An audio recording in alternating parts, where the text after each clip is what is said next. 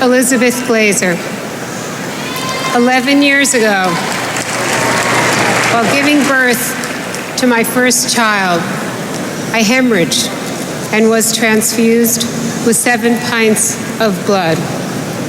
4 years later, I found out that I had been infected with the AIDS virus and had unknowingly passed it to my daughter Ariel through my breast milk and my son Jake in utero. 20 years ago, I wanted to be at the Democratic Convention because it was a way to participate in my country. Today, I am here because it's a matter of life and death.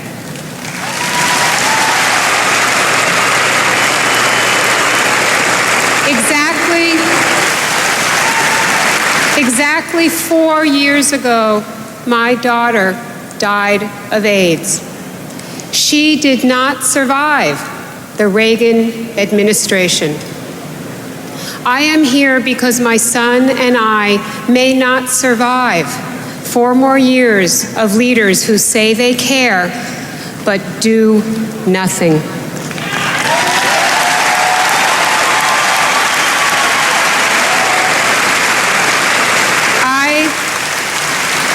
I am in a race with the clock. This is not about being a Republican or an independent or a Democrat. It's about the future for each and every one of us.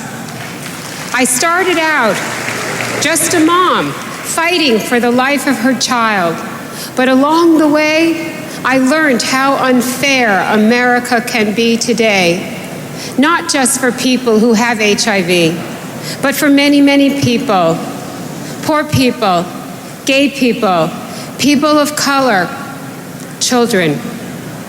A strange spokesperson for such a group, a well-to-do white woman. But I have learned my lesson the hard way, and I know that America has lost her path and is at risk of losing her soul. America, wake up. We are all in a struggle between life and death.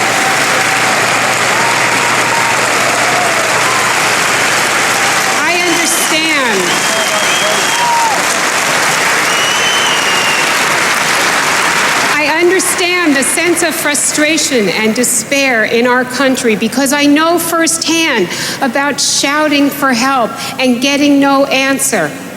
I went to Washington to tell Presidents Reagan and Bush that much, much more had to be done for AIDS research and care, and that children couldn't be forgotten.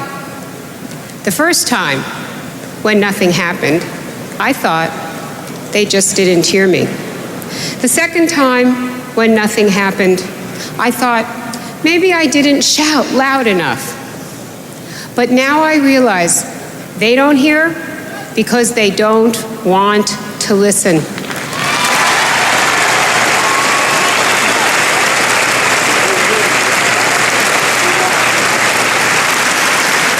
When you cry for help and no one listens, you start to lose your hope.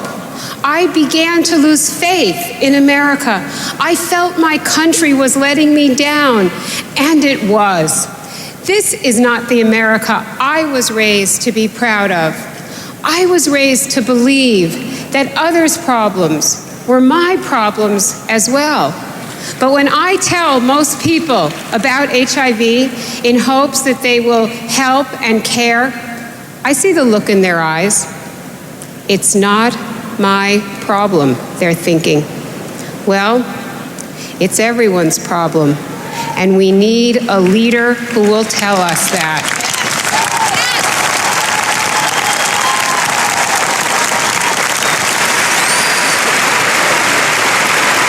We need a visionary to guide us, to say it wasn't all right for Ryan White to be banned from school because he had AIDS. To say it wasn't all right for a man or a woman to be denied a job because they're infected with this virus. We need a leader who is truly committed to educating us. I believe in America, but not with a leadership of selfishness and greed, where the wealthy get health care and insurance and the poor don't. Do you know how much my AIDS care costs?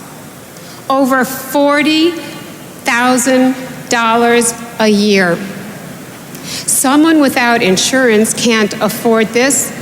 Even the drugs that I hope will keep me alive are out of reach for others. Is their life any less valuable? Of course not. This is not the America I was raised to be proud of, where rich people get care and drugs that poor people can't. We need health care for all.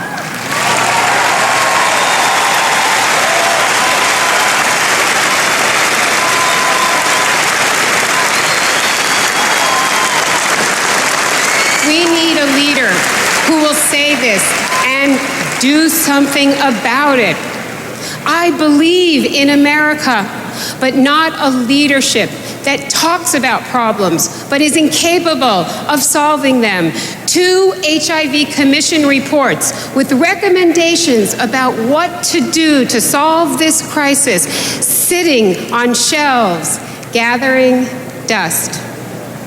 We need a leader who will not only listen to these recommendations, but implement them.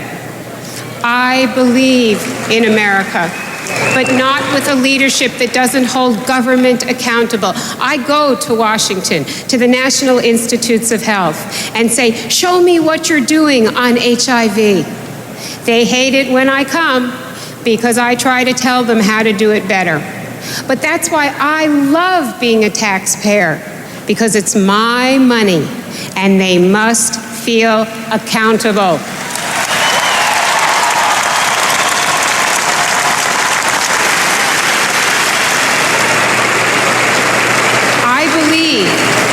In an America where our leaders talk straight.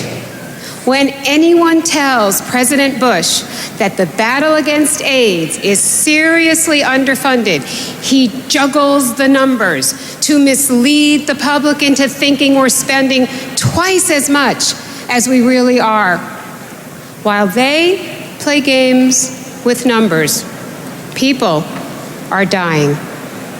I believe in America, but in America where there is a light in every home. 1,000 points of light just wasn't enough. My house has been dark for too long.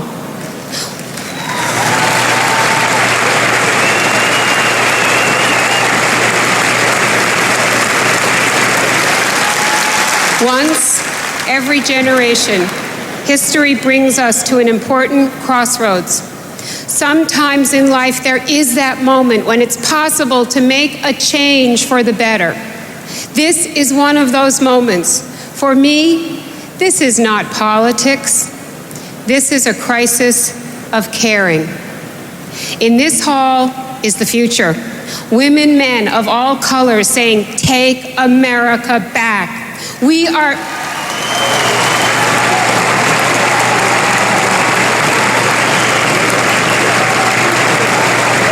just real people wanting a more hopeful life. But words and ideas are not enough. Good thoughts won't save my family. What's the point of caring if we don't do something about it?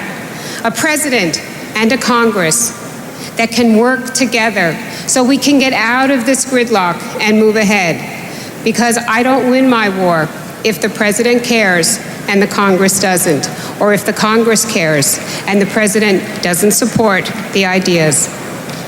The people in this hall this week, the Democratic Party, all of us can begin to deliver that partnership, and in November, we can all bring it home.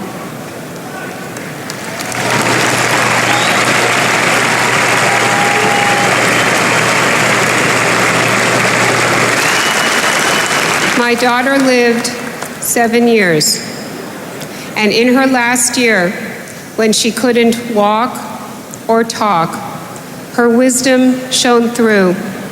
She taught me to love when all I wanted to do was hate.